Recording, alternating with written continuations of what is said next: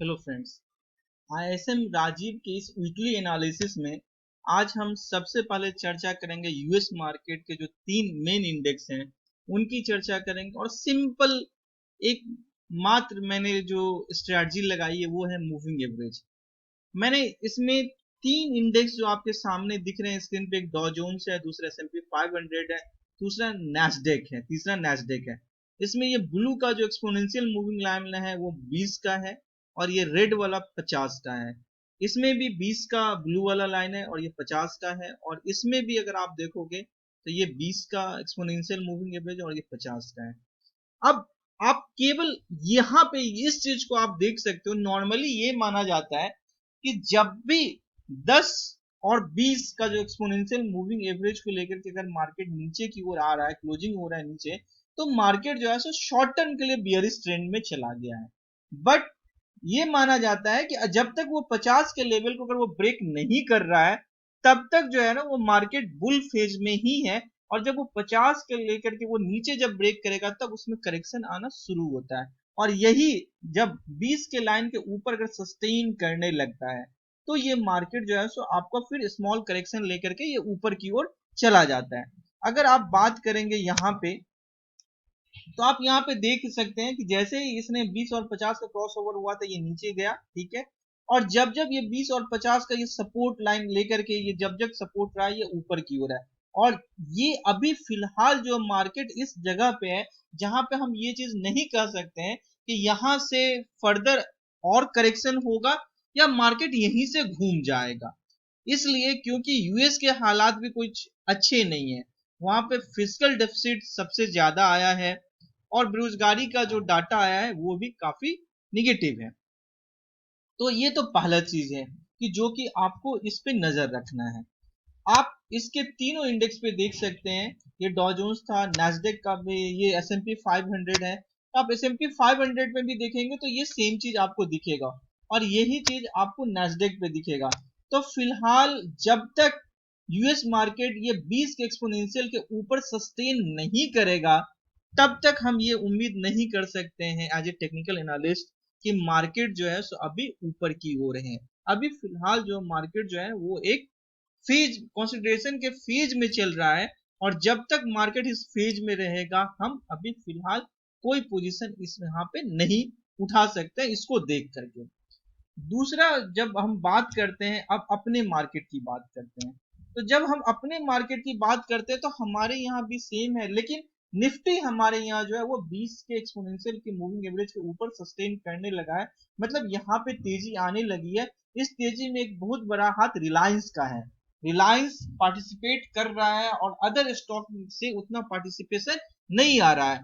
Banking stock से participation नहीं के बराबर आ रहा है, क्योंकि बैंकिंग स्टॉक अभी भी 50 के लाइन पे खड़े हैं और पिछले 2 दिन से उन्होंने डोजी बनाया है।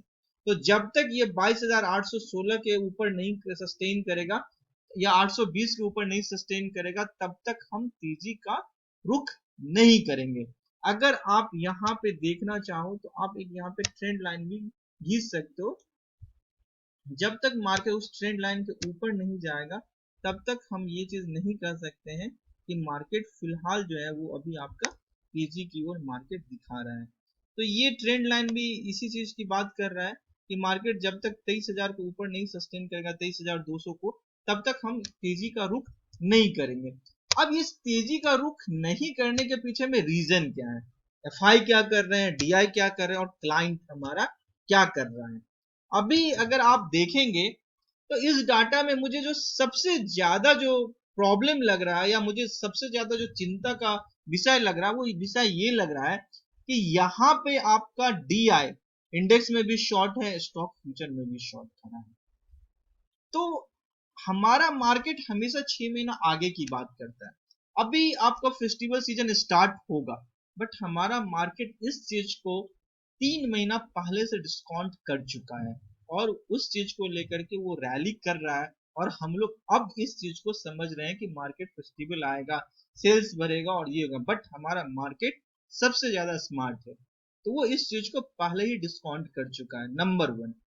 दूसरी, यहाँ पे क्लाइंट जो है वो इंडेक्स में भी लॉन्ग है और स्टॉक फ्यूचर में भी लॉन्ग है।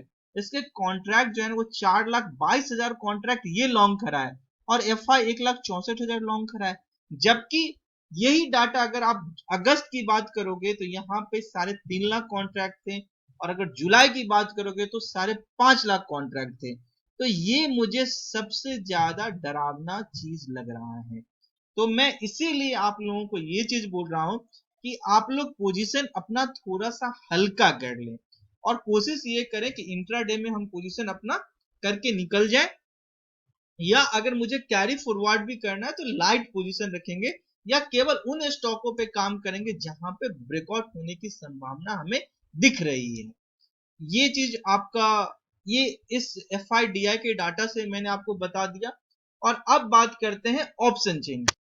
अगर हम बैंक निफ्टी के ऑप्शन चेन की एनालिसिस करते हैं तो यहाँ पे नीचे में आपका ओआई जो सबसे ज्यादा वो बिल्डअप जो दिखा रहा है वो 22,000 पे दिखा रहा है, और अगर आप ऊपर की तरफ देखोगे तो 23,000 पे सबसे ज्यादा ओआई बिल्डअप है। मतलब ये है कि मार्केट 1,000 पॉइंट का बैंक निफ्टी का रेंज है। मार्केट जब इस रेंज को ब्रेक करेगा तब हम फर्दर डाउनवर्ड या अपवर्ड की बात करेंगे। और यही चीज अगर आप निफ्टी की बात करोगे तो निफ्टी में जो सबसे ज्यादा जो ओआई बिल्डअप जो आपको दिखा रहा है, एक तो आपका 11,500 का दिखा रहा है, और दूसरा जो वो दिखा रहा है वो 11,700 का अराउंड का 700 800 के अराउंड 800 के अराउंड का दिखा रहा है। तो ऊपर में निफ्टी का आप 11,500 को ब्रेक करेगा तो 11,800 आप देख सकते हो। और अगर ये नीचे की ओर दिख रहा है तो नीचे मुझे गन थ्योरी के हिसाब से जो इसका एंगल है तो 11,200 पे इसको मेजर सपोर्ट मिलेगा। तो जब तक ये 11,200 को होल्ड कर रहा है तब तक हम मार्केट में तेजी ही देख रहे हैं।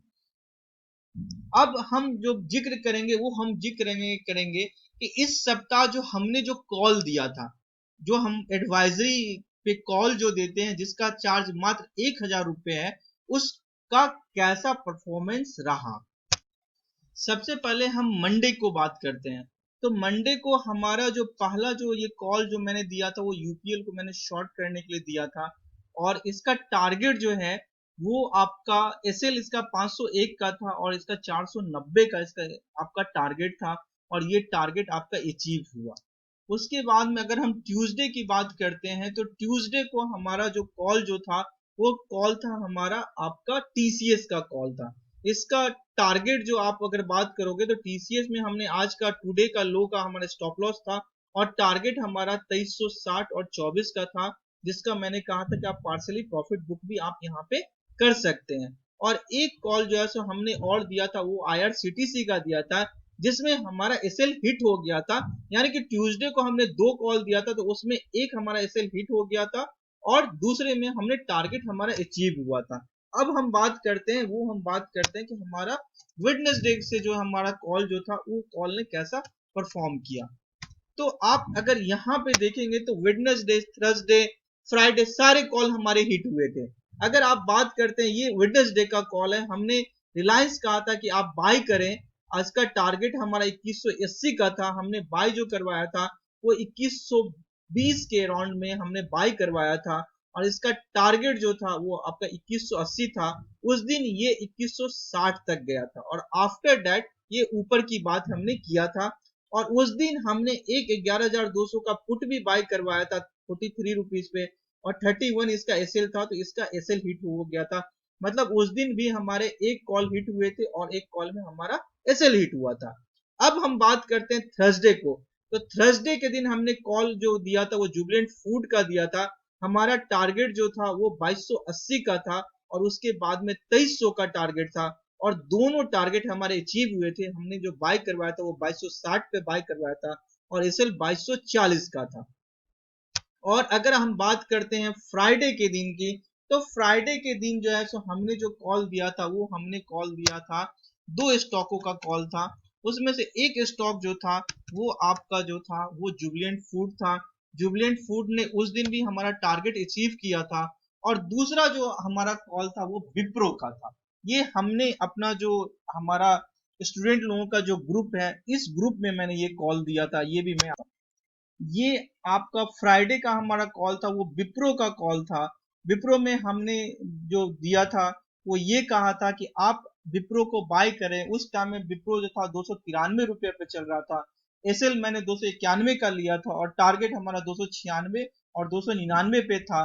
जब ये 296 पे पहुंचा था तो हमने पार्शियल प्रॉफिट बुक करवा दिया था और हमने कहा था कि जिसको अगर लगता है कि थोड़ा वेट करेगा तो वो उसका टारगेट अचीव होगा। ये लगभग 298 रुपया तक गया था।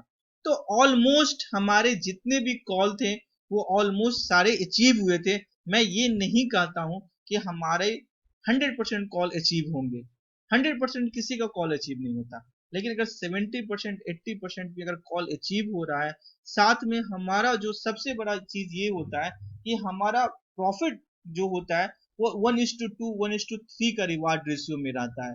कि अगर एक में अगर आपका एसएल हिट भी हो गया तो दूसरा जो आप में प्रॉफिट बुक करोगे तो उसमें आपको प्रॉफिट भी होगा और पिछला जिस स्टॉक में जो लॉस हुआ है वो भी आपका मैनेज होगा।